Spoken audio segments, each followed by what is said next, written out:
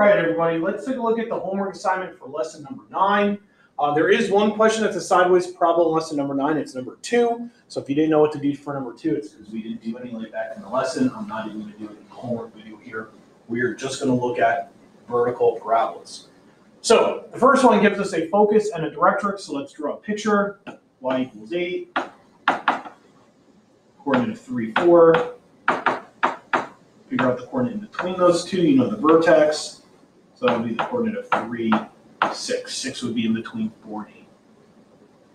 So we know the vertex is 3, 6. We also know the p-value. It's negative because it's going down, and we're going down 2. So this equation should be y equals negative 1 over 8. 2 times 4 is 8. X minus 3 squared plus 6. Nice and easy if we know vertex form. Number 2, we're going to skip. Right, I don't need you to come up with equations of sideways parabolas. Now let's take a look at number 3.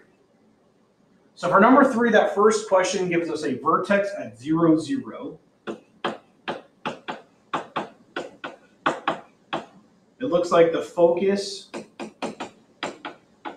is at 0, 1/2 or 0.5. And it looks like the directrix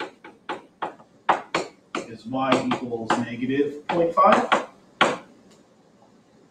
And it wants us to write an equation here. So to write an equation here, we would say y equals, it's negative, 1 divided by 4 times 0.5. Oh no, that's not 0.5. I screwed that up.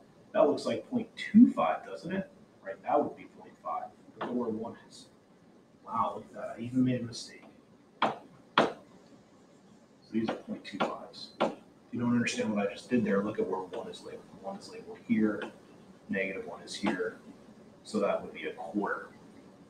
All right, so if we take a look at writing the equation, it's 1 over 4 times the p-value. The p-value is, no, positive, sorry. The p-value is, so if we have 4p, the p-value is 0.25, so that all equals 1. So we have 1 over 1, so 1. X minus 0 squared plus 0.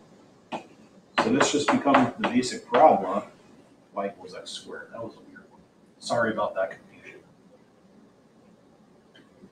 Now, the second one's a sideways parabola. I'm not necessarily interested in you being able to come up with the equation here, but you should be able to identify which one of these is the focus and directrix, right?